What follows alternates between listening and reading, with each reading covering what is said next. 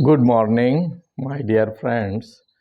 आज आप सभी के समक्ष एक बहुत ही महत्वपूर्ण टॉपिक लेकर के उपस्थित हुआ हूँ और ये टॉपिक है कि हम अपनी स्मरण शक्ति को कैसे बढ़ाएं, how to increase our memory.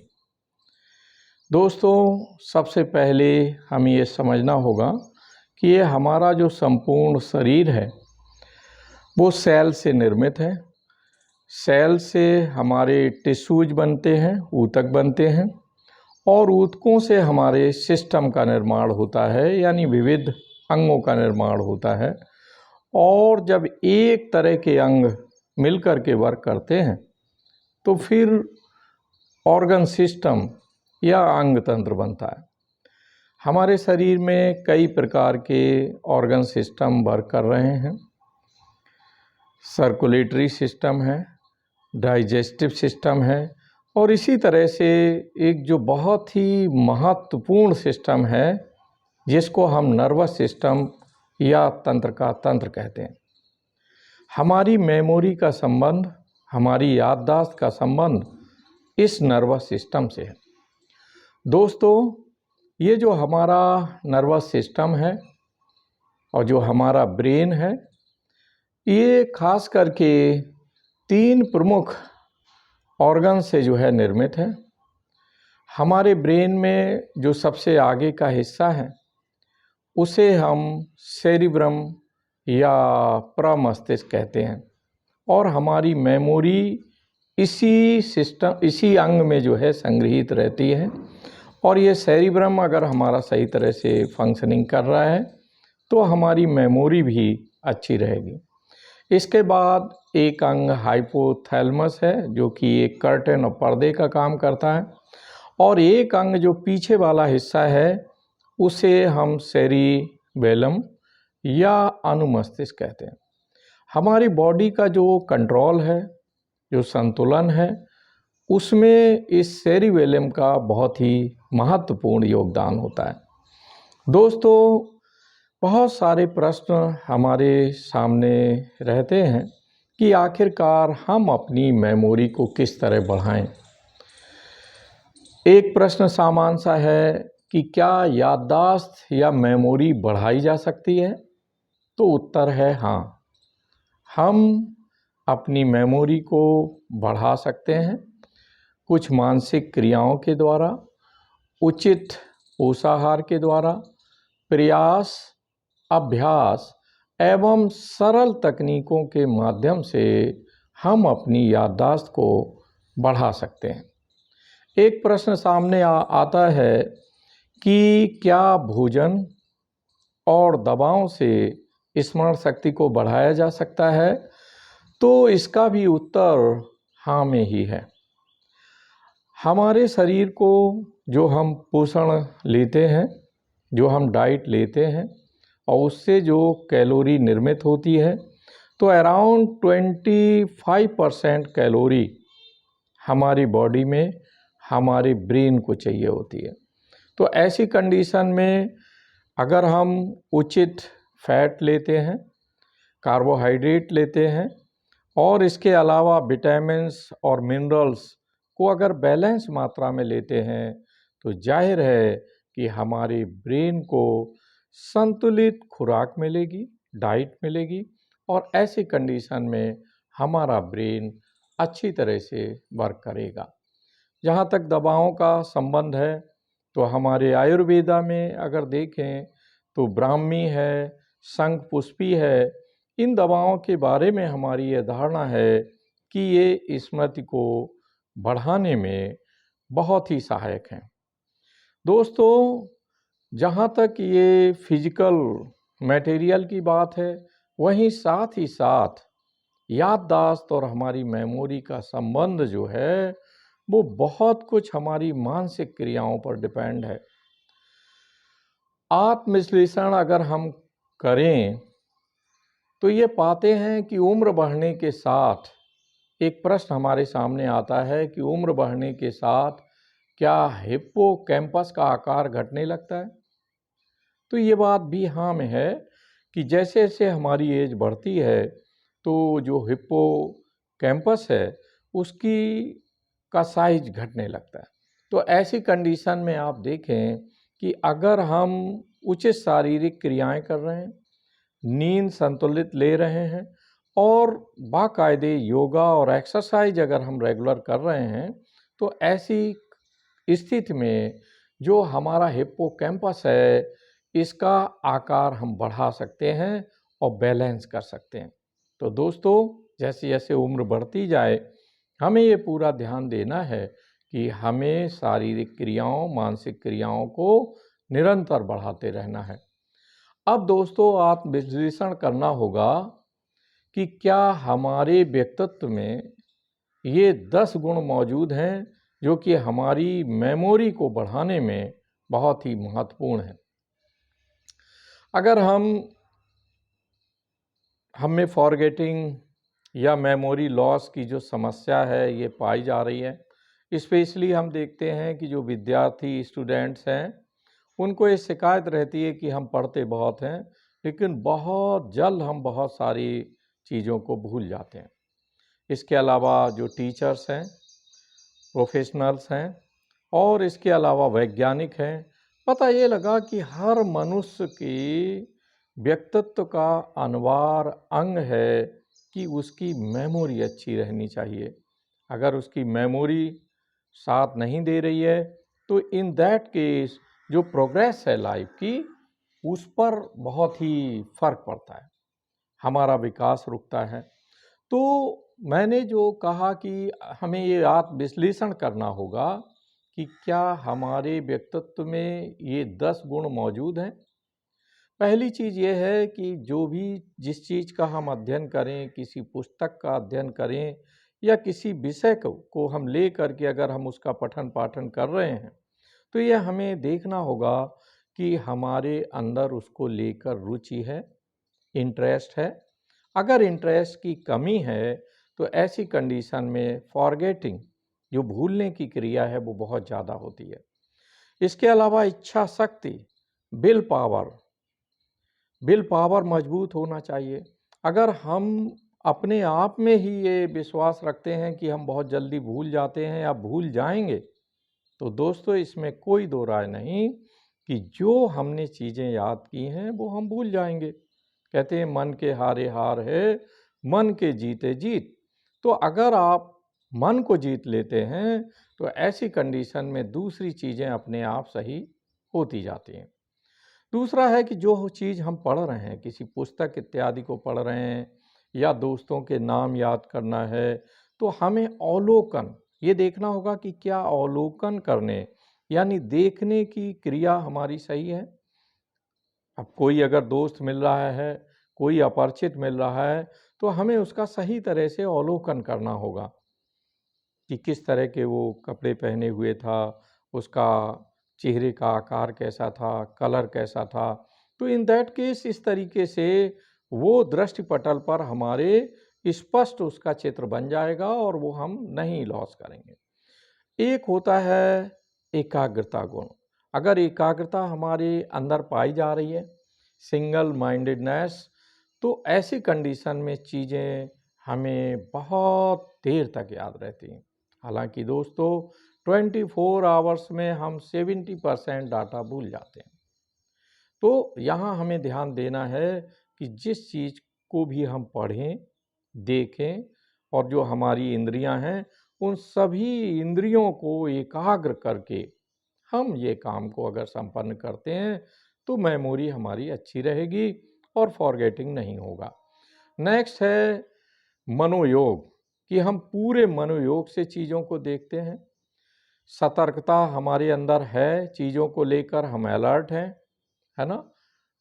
इसके अलावा आप देखें कि जो चीज़ें हम पढ़ रहे हैं तो एक तो पठन की हमें जो आवृत्ति है, फ्रीक्वेंसी है, उसको बढ़ाएं और इसके अलावा बेहतर है अगर हमें लंबे समय तक कोई चीज़ को याद रखना है तो उसको लेखन, राइटिंग के प्रोसेस से आगे बढ़ाएं, हम लेखन करें। इमेजिनेशन बहुत बड़ा योगदान है।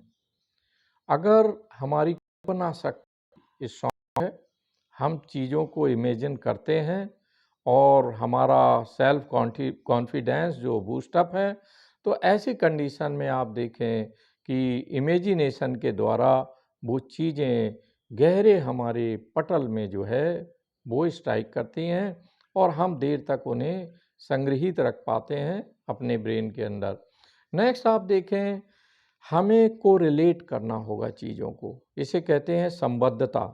संबद्धता की अगर हमारे अंदर आदत है तो ऐसी कंडीशन में भी हम चीज़ों को बहुत ही अच्छी तरह से याद रख सकते हैं। रिवीजन बहुत ज़रूरी है।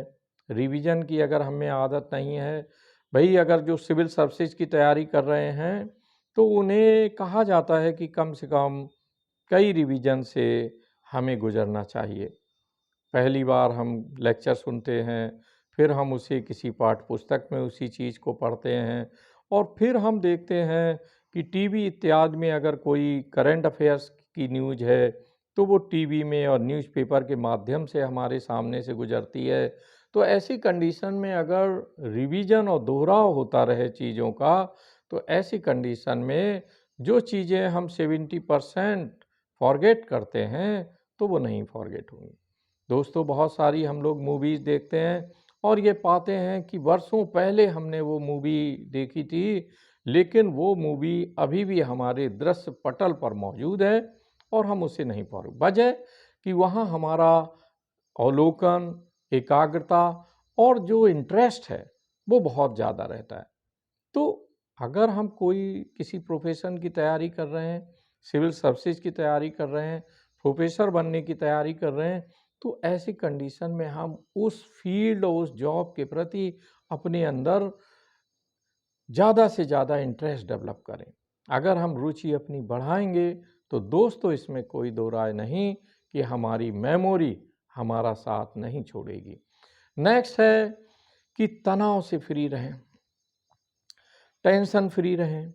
हम ज़्यादातर दो चीज़ें हमारे सभी लोगों के अंदर बहुत ज़्यादा पाई जा रही हैं कि एक तो हमने अपने ब्रेन को एक बस अड्डा बना रखा है कि जो भी चीज़ आए उसको हम अंदर इंटर करते रहते हैं। जो चीज़ें हमारे लिए ज़रूरी हैं, नहीं ज़रूरी हैं, वो नॉन स्टॉप आती जाती रहती हैं और वो हमारे अंदर टेंशन भी पैदा करती हैं। तो हम ये जो बराबर ट्रैफिक आ रहा है सूचनाओं का, उन्हें कंट्रोल करने की आदत डालें। योगा करें, शवासन में लेट करके जो चीज़ें बहुत सारी हमारे अंदर बराबर निरंतर आ रही हैं, उन सूचनाओं को हम ब्रेक करें। केवल उन्हीं सूचनाओं से अपना संबंध रखें जो हमारे काम की हैं। तो अगर ऐसा हम सेल्फ कंट्रोल करते हैं तो ऐसी कंडीशन में कोई दो राय नहीं कि हमारी मेमोरी बहुत अच्छी रहेगी। नेक्स्ट है, सबसे बड़ी बात है स्मृति पर, अपनी मेमोरी पर आपका भरोसा रहना चाहिए। दोस्तों, ये बात जो हम लोग अमूमन कहते हैं कि हम भूल जाते हैं चीज़ों को। भूलना या forgetting that is a natural process. भूलना एक सामान्य प्रक्रिया है। अगर भूलेंगे नहीं, जैसे सपोज दैट एक घड़ा है और जब वो भर जाएगा तो जाहिर है ओवरफ्लो हो जाएंगी, पानी या जो भी उसमें पदार्थ है वो ओवरफ्लो करके बाहर आ जाएगा। जस्ट लाइक दैट ब्रेन में जो बहुत सारा हमारा डाटा एक्स्ट्रा होता है वो हटाया जाता है। अब उसमें अगर तुम्हारा संबद्ध है, इंटरेस्ट इत्यादि, तो ऐसी कंडीशन में वो स्थायी रूप से ड्यूरेबल बना रहता है और हम उसका भविष्य में यूज कर पाते हैं। दोस्तों, हमारे इतिहास में अगर हम इतिहास के पन्नों को पलटें तो ये पाते हैं कि बहुत सारे लोग ऐसे हुए हैं जिनकी विलक्षण स्मृति रही है। वो बहुत ही अच्छी मेमोरी के स्वामी रहे हैं। इनमें एक नाम हम लोग देखें, नेपोलियन बोनापार्ट का है। नेपोलियन बोनापार्ट के बारे में कहा जाता है कि उसकी फौज में जितने सिपाही थे उन सभी को वो बाय नेम जानता था और जब वो उन्हें उनके नाम से पुकारता था तो वो सिपाही धन्य हो जाता था कि हमारे सुप्रीम कमांडर को हमारा नाम पता है। एक लगाव, एक अट्रैक्शन पैदा हो जाता था। हमारे यहाँ बहुत बड़े संत हुए, स्वामी विवेकानंद, जिन्हें योग पुरुष की संज्ञा दी जा सकती है। स्वामी विवेकानंद की मेमोरी का कोई जवाब नहीं था। कहते हैं जो इंसाइक्लोपीडिया ऑफ ब्रिटेन का है, उसकी 11 जिल्दों में से 9 जिल्दें उन्हें कंठस्थ थीं। वो धारा प्रवाह किसी विषय पर अनवरत बोल सकते थे। इसके अलावा एक लॉर्ड मैकाले का नाम आता है कि लॉर्ड मैकाले जो उस समय विलियम बेंटिक के समय में लीगल एडवाइज़र हुआ करता था और जिसने भारत में अंग्रेजी को जो है शिक्षा का माध्यम बनाया, लॉर्ड मैकाले की भी स्मृति बहुत ज़्यादा अच्छी थी और वो जिस चीज़ को पढ़ता था, देखता था, वो बराबर उसको कंठस्थ हो जाती थी। एक बहुत बड़े गणितज्ञ हुए राजन महादेवन, इन्होंने पाई के 35,000 अंकों तक चीज़ों को, उनके मूल्यों को, उनके वैल्यूज को याद रखा। इसके अलावा आप देखें, अगर विश्व पटल पर दृष्टि डालें तो मिस्र के सुल्तान नासिर, उनकी भी मेमोरी बहुत अच्छी थी। वो अपने 20,000 गुलामों का संपूर्ण विवरण याद रख सकते थे और याद रहता था। इसके अलावा महान वैज्ञानिक आइंस्टाइन, इनकी भी मेमोरी का कोई जवाब नहीं था। तो कहने के लिए कि जो लोग भी ये जो अच्छी मेमोरी के धनी थे, तो जाहिर है कि इन्होंने शारीरिक और जो मानसिक क्रियाएं हैं उनका अनवरत अनुपालन किया, जिसकी वजह से इनकी मेमोरी जो है वो बराबर बढ़ती गई। हमारा ये जो ब्रेन है वो बहुत रहस्यमय है दोस्तों। ये जो ब्रेन है that is master organ system, यानी जितने भी हमारे ऑर्गन सिस्टम हैं, चाहे डाइजेस्टिव सिस्टम हो, चाहे सर्कुलेटरी सिस्टम हो, चाहे हमारा कोई भी सिस्टम है, आफ्टर ऑल जितने भी बॉडीज में हमारी सिस्टम वर्क कर रहे हैं, सभी को कंट्रोल करने का काम हमारा ब्रेन करता है। तो ऐसी कंडीशन में हमें अपने ब्रेन की हिफाजत करना है। जो हमारा ब्रेन है और जो हमारा नर्वस सिस्टम है, तो इस नर्वस सिस्टम की जो इकाई है वो न्यूरॉन्स है दोस्तों। 80 बिलियंस न्यूरॉन्स वो बराबर हमारी बॉडी में जो है और स्पेशली ब्रेन में सर्कुलेट हैं और ये बराबर हमारी इंफॉर्मेशन को शरीर के दूसरे अंगों तक जो है पहुंचाते हैं। एक जो ब्रेन से नीचे वाले हिस्से में एक अंग है स्पाइनल कोड, और ये स्पाइनल कोड जो है इसका भी महत्वपूर्ण भूमिका है। जो रिफ्लेक्स एक्शन है बॉडी में, इन्हें कंट्रोल करने का काम ये हमारा स्पाइनल कोड करता है। तो दोस्तों हमें देखना होगा कि हमारा जो ब्रेन है वो कैसे अच्छी अवस्था में रह सकता है। आप याद रखें, अगर जीवन में आपको सफलता चाहिए तो 2 चीज़ों से हमें सफलता मिलेगी। एक तो ज्ञान है और दूसरा बुद्धि है। जो बुद्धि है वो तो जाहिर है कि हमारी जन्मजात होती है, लेकिन जो ज्ञान है उसे अर्जित करने के लिए हमारी मेमोरी अच्छी होनी चाहिए। अगर हमारी मेमोरी अच्छी नहीं है तो इन दैट केस जाहिर है हम सफलता का वर्ण नहीं करेंगे। अगर हमें सफलता चाहिए तो ज्ञान प्लस बुद्धि, ज्ञान और बुद्धि अगर इनका बेस्ट कॉम्बिनेशन हो जाता है तो जीवन में हम बहुत सफलता प्राप्त करते हैं। हमारे ब्रेन का बहुत ही रहस्यमय संसार है, इसमें अद्भुत क्षमता है। ये सभी कंप्यूटरों से अधिक जटिल एवं विशाल है दोस्तों। सारे सुपर कंप्यूटर का जन्मदाता भी हमारा ब्रेन है। तो ऐसी कंडीशन में ब्रेन को हमें अपना अच्छा रखने के लिए एक चीज़ तो यहाँ बहुत बहुत बहुत महत्वपूर्ण है, वो ये है कि पॉजिटिव थिंकिंग रखें। आप अपने आप पर पूरा आत्मविश्वास रखें।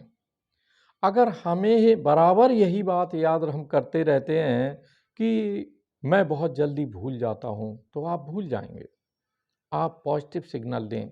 याद रखना कि अगर हम नेगेटिव सिग्नल या तो समाज में हमारे परिवार के जो मेंबर्स होते हैं, जो हमारे टीचर्स होते हैं, वो स्टूडेंट्स के साथ ज़्यादातर नेगेटिव व्यवहार करते हैं और नकारात्मक बातें उन्हें बोल देते हैं कि तुम्हारी स्मृति अच्छी नहीं है, तुम जीवन में कभी सफल नहीं हो पाओगे। तो याद रखो दोस्तों कि विद इन ए सेकेंड ये मैसेज हमारे न्यूरॉन्स हमारे शरीर के विविध हिस्सों तक पहुंचा देते हैं। ये 10,000 नेगेटिव न्यूरॉन्स तक पहुंचाएंगे और अगले 10,000 जो न्यूरॉन्स हैं वो हमारे 10 लाख और फिर 10 करोड़ न्यूरॉन्स तक पहुंचा देंगे। तो ऐसी कंडीशन में हमारे अंदर जो विल पावर है, आत्मविश्वास है, वो कमज़ोर होगा। तो आप बाकायदे अपने आप को ये एहसास कराएं। रात में सोते हुए सोने के पहले आप अपने आप को और साथ ही सुबह मॉर्निंग में आप अच्छी फीलिंग्स दें, अच्छे अफर्मेशन दें कि नहीं, मैं बहुत अच्छी बुद्धि का धनी हूँ, मेरी मेमोरी बहुत स्ट्रांग है और मैं सभी चीज़ों को भली प्रकार से याद रख पाता हूँ। अगर एक बहुत ही अच्छा है मेमोरी को बढ़ाने का तरीका कि रात में जब हम सोने जा रहे हैं तो एक बार पूरे दिन की जो क्रियाएं हैं उन पर सुबह उठने से लेकर और रात सोने तक कि मैं कब क्या कहाँ क्या कर रहा था, अगर इन सारी चीज़ों को अगर हम ध्यान में रखते हैं तो दोस्तों ऐसी कंडीशन में हमारी जो मेमोरी की जो ग्रास्पिंग पावर है वो बराबर बढ़ती जाती है और हम अपने जीवन में बहुत अच्छा निष्पादन करते हैं। दोस्तों मेमोरी को लेकर मैं आपके साथ आगे और भी वीडियो शेयर करूंगा। याद रखना कि memory that is a art, जहाँ इसके ऊपर हमारे प्रयास, अभ्यास, सरल तकनीकों का असर पड़ता है, भोजन और दवाओं की अपनी भूमिका है, लेकिन सबसे बड़ी बात है विल पावर। मन के हारे हार है, मन के जीते जीत। अपने मन को, अपने ब्रेन को स्ट्रांग बनाएं, पॉजिटिव अफर्मेशंस बराबर देते रहें और दोस्तों इसमें कोई दो राय नहीं कि एक दिन आपकी मेमोरी बहुत ही अच्छी हो जाएगी अगर अनवरत हम इस अभ्यास को अपनाते हैं। दोस्तों अगर ये वीडियो आपको अच्छा लगे तो इसे ज़रूर अपने दोस्तों के साथ शेयर करें और इसके अलावा सब्सक्राइब करें। मैं हमेशा अच्छी बातों और अच्छी चीज़ों के साथ जिससे आपके व्यक्तित्व में, पर्सनालिटी में एक समग्रता आए, उसके लिए बराबर प्रयास करता रहूँगा। Good day all of you दोस्तों।